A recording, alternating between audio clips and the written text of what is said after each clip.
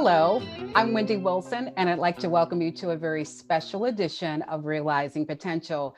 Today, I have with me in the studio two phenomenal leaders in this community. One is at the helm of Albany State University, and the other is a mental health counselor, well-renowned and making a huge impact throughout the state. I'll begin with President Marion Fedrick. She is the president of the largest public HBCU in the state of Georgia. And then I also have Dr. Tracy Knighton, and she is the counselor and CEO of Nova Counseling. Ladies, thank you for joining me today. Thank you. Thank you. It's a pleasure having you, and this is indeed an honor for me. We have a partnership with Nova Counseling, and we'll get into that a little bit later. But President Fedrick, let me begin by thanking you. Well, let me go back a little bit. Congratulations on the recent numbers that we are celebrating here, despite all of the circumstances and conditions beyond our control. We have high retention rate here at Albany State University, and our enrollment numbers have also gone up. So that has happened under your leadership, and very proud to be a part of that. So congratulations. Thank you. Thank you. You're welcome. And that is something that all of the ASU community can stand very strong and proud around for retention and growth. That's pretty phenomenal. It is. It really is.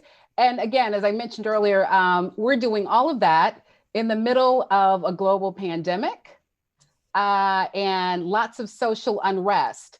And that's the way that we're going to open up this show, is we want to discuss how that impacts our mental health and our overall wellness.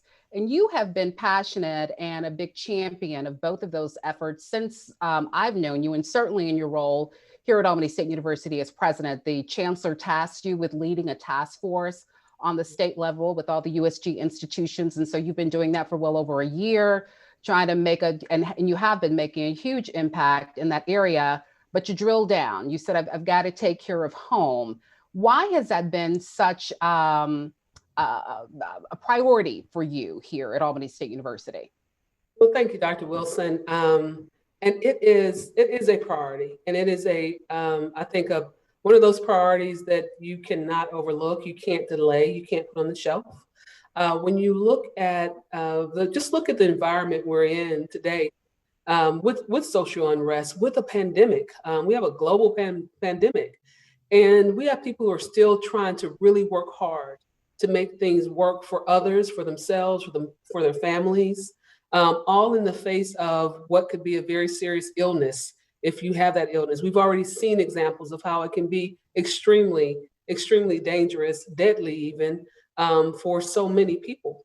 But when you think about our community, when you think about our students, our community is not known for seeking medical assistance when it comes to mental health illnesses. We are slow on the uptake there. There's stigmas that we really need to talk about and get on the table and get beyond, so that we do feel comfortable about seeking help for ourselves. When you look at it strictly from the standpoint of a CEO of an institution, mental health impacts retention. It impacts whether or not a student decides to remain in your school. It impacts just the student's general life. And so when you have those kind of things going on, I think everyone should be concerned, and we should be. And I think from the platform that I've been given, that I always have to talk about mental health because it specifically impacts our community differently than it does other communities. And there are resources that we could utilize, and we should be talking about those. And so that's why I'm so passionate about it. And I've seen it personally, how it impacts people. Not only students, but of course, faculty, staff, your community, your families. And so I am passionate about it. We'll stay that way. I don't foresee me walking away from that. Having the opportunity to be on the task force for the university system has been invaluable. And hopefully, we'll continue to pull out things from that task force that will help our university system as a whole, all 340,000 students and well over 100,000 employees, that will be able to help them get healthier from the wellness and the mental health space. Sure. It is important. Oh, it indeed is. And that's a great segue, Dr. Knighton. The president brought up a point just in terms of, our students, or kind of alluded to that, our students come with so much.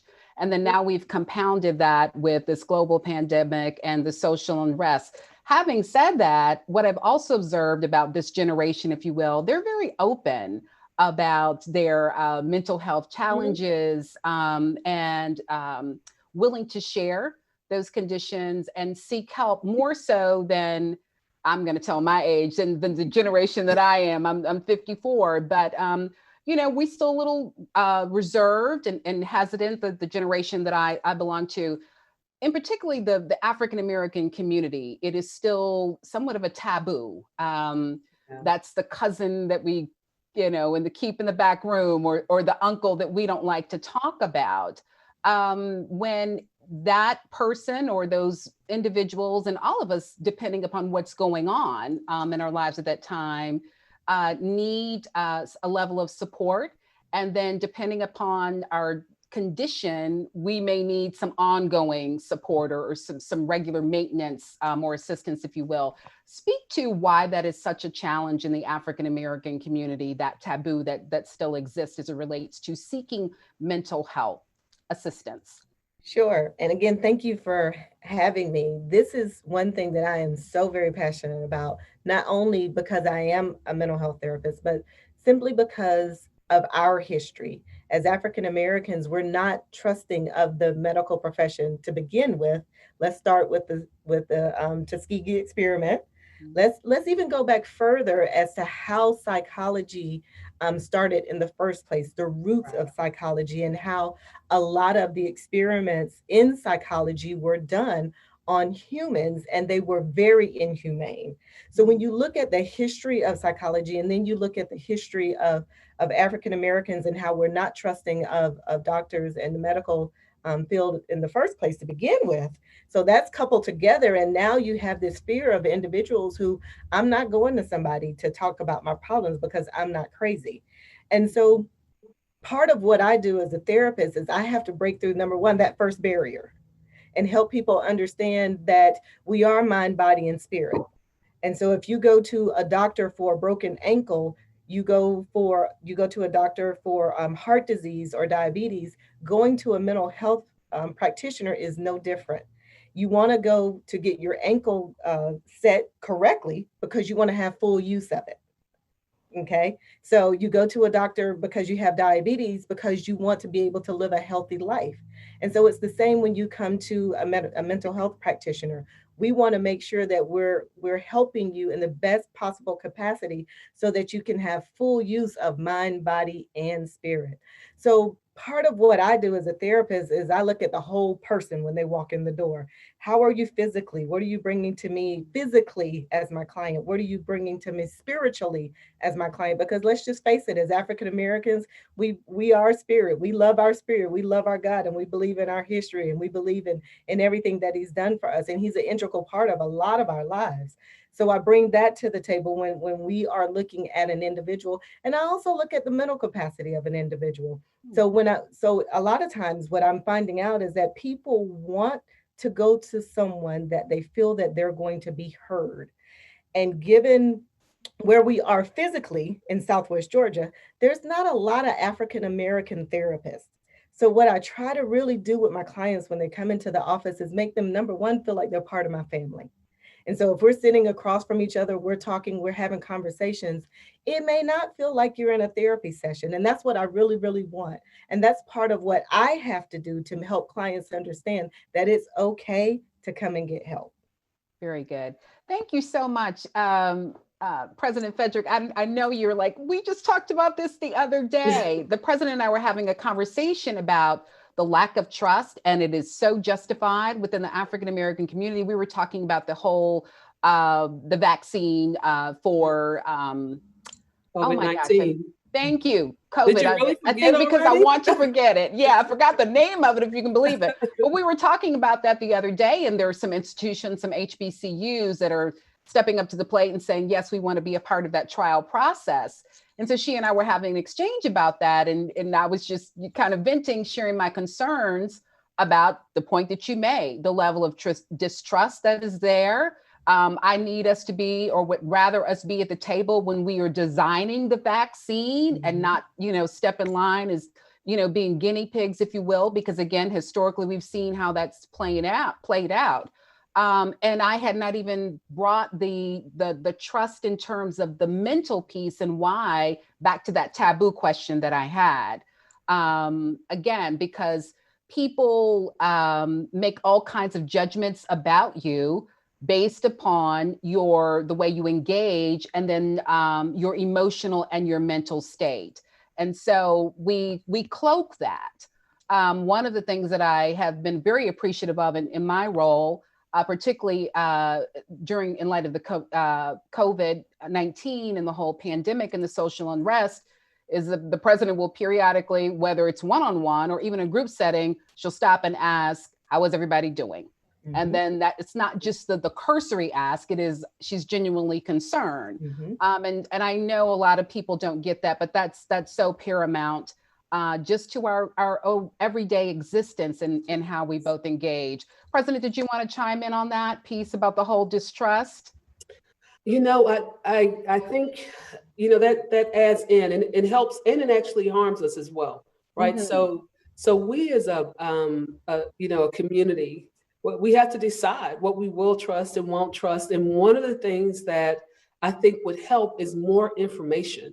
As you said, if I'm not at the table helping you to design this, I don't know that I want to be on the other end. Right. You need to have me as part of the full conversation.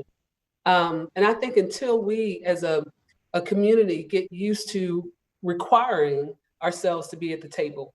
It doesn't matter if you don't have a seat, pull you one up, let's do this, and let's get involved because, we want to be able to take advantage of everything that we can. If it helps us, let's take advantage of it.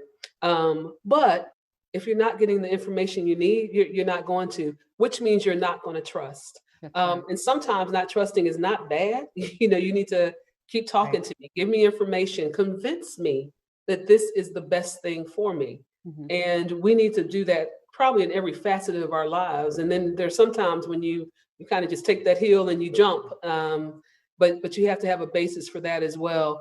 I think the distrust also comes in the form of the stigmas. I'm not going to see the doctor because, and we have this in our community. When you look at our high blood pressure numbers, our diabetes numbers, obesity, we want to pretend we have sugar. No, it's diabetes and it will kill you. It will have you losing a limb. Right. It's not sugar. And right. those kind of things we kind of trick ourselves into. Yes. And we die. Black people die at high rates because we don't understand the difference. And I think now as more information comes out, we realize I got to take this diabetes seriously. I can't continue to eat the red velvet cake the way I used to. Because that's a serious issue. And I think, again, it all wraps around the trust. You're absolutely right. It's around the trust and how we feel and what we're thinking, the information we have, and then how we make decisions. But we have got to take better care of ourselves. I agree. That most certainly involves the mental space area.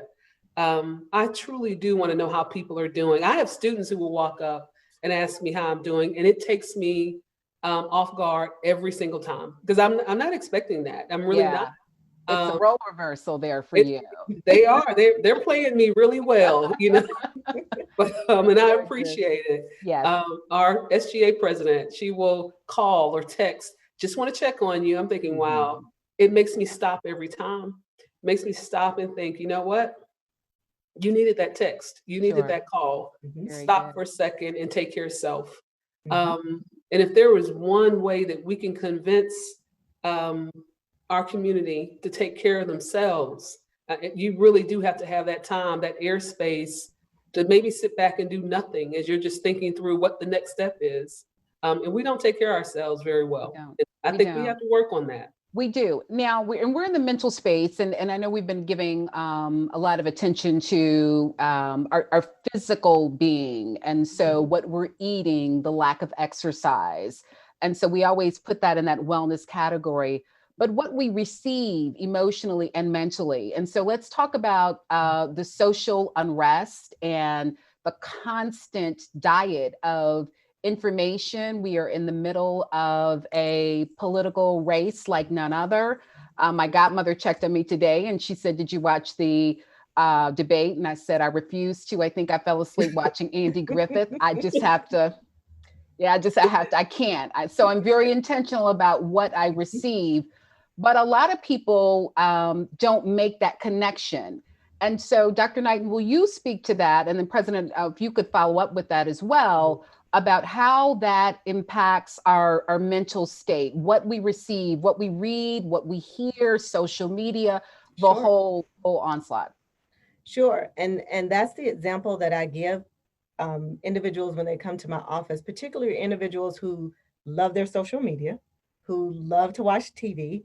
One of the things I do is I put them on a diet, meaning I restrict, Mhm. I restrict your access, Okay. because I have to get you to control what you're bringing in. So just as you, if you're on a diabetic medication or if you're on high blood pressure, what are they going to do? They're going to give you a healthy meal plan. They're going to give you a health regimen. The same thing is true when it comes to your mental health. So I ask people, what are you watching? How much television are you watching? How much time are you spending on social media? Social media is a double-edged sword. It works good, and then there are times when it's not.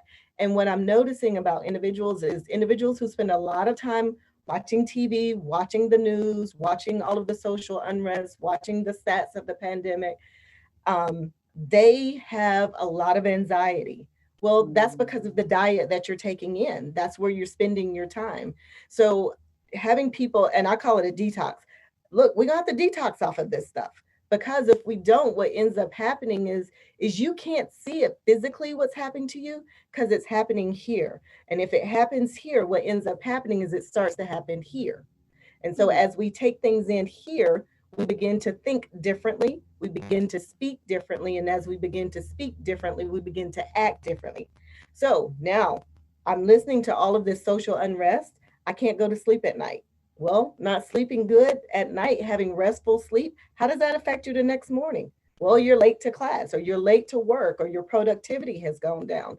So it's all looking at the holistic part of individuals, looking at people as a whole body person coming in, and not just dividing them out and saying, oh, I only deal with the physical part, or I only deal with the mental part, or I only deal with the emotional part. No, we're mind, body, and spirit, like I said earlier.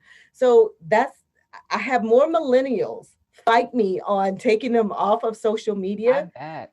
But the flip side of that is once they go on a detox, they come back and they tell me, every last millennial that has done that, they fight me tooth and nail now. Don't get me wrong. They will fight me tooth and nail. But they realize that once they've gone off the social media for a while, they start to feel differently. And that's because what you're putting in your body is very different from what you were ingesting before. Every social media, if you ever spend a long period of time on there, it's draining. It will emotionally drain you. And you think you're looking at all of this wonderful information, but if you really scroll through and pay attention to what you're looking at, you'll see that you're really not looking at information that feeds you and makes you feel better. Sure, sure. Yeah, you have to definitely be intentional.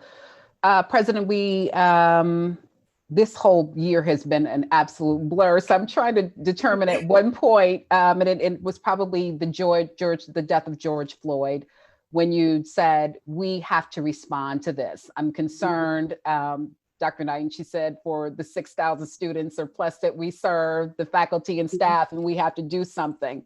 And I'm thinking, what can we do? What can we do? So she birthed this thought. So we now have the Centers of Diversity, Inclusion, and Social Equity. And so that's where right now our focus is on mental health. But President, what was it about of course, the horror of seeing a man die before our eyes? But it was something else that triggered you to say, we've got to do something in response.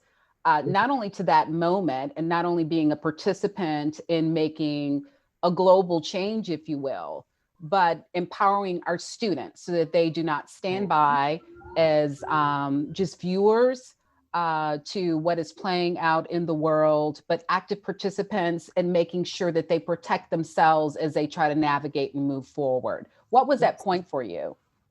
You know, I think the point probably happened years ago, to be honest, because you start feeling it and you kind of you file it away, put it on the bookshelf, you let it go, and here's something else, here's something else. I think George Floyd was that kind of final, hit on this will not stop. You know, this is not going to stop on its own. We have to do something.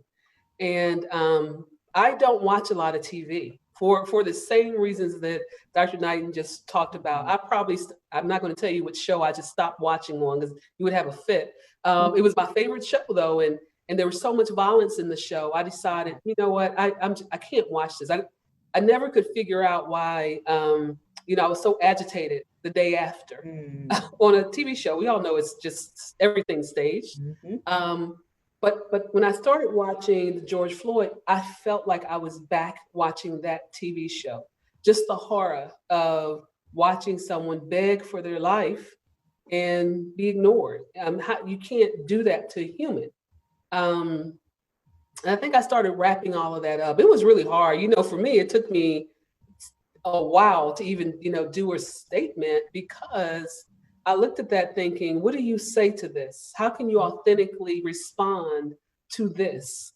And so, you can't explain it away. You can't explain it away. You cannot ignore it.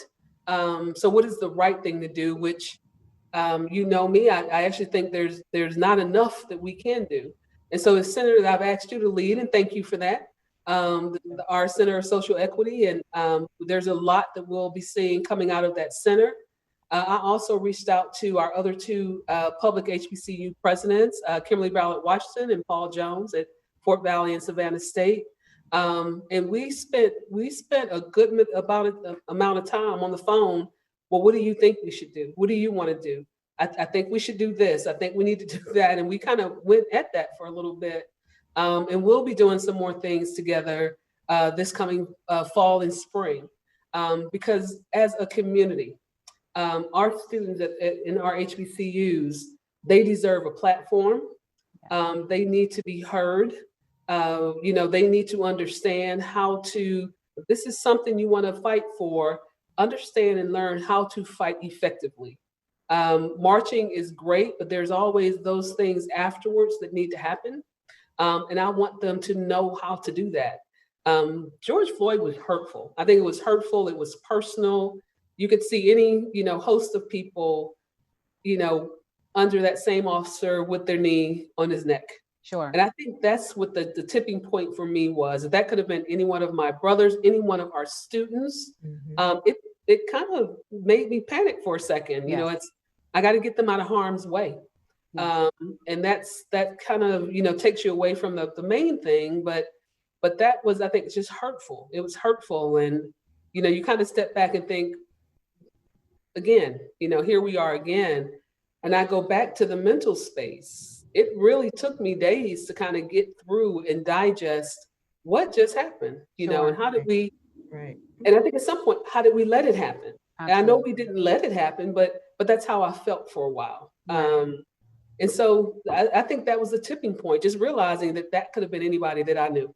Indeed. Could have been anybody. We'll talk a little bit more about that. We're going to take a break, but while we're transitioning, before we actually come back, if you all could start thinking about, because I'm curious to know what you all do in terms of just kind of stepping away, breathing, because you have very demanding jobs. Dr. Knighton, you kind of alluded to this earlier. There's a need for mental health practitioners and clinicians. You're a rarity, and particularly those that look like the three of us in this platform today. And so we'll talk about why that is, but what do you all do to kind of maintain your sanity and your wellness? And then we'll talk about the initiative, the collaborative initiative that we have that I'm really super excited about. But we'll come back in just a few minutes.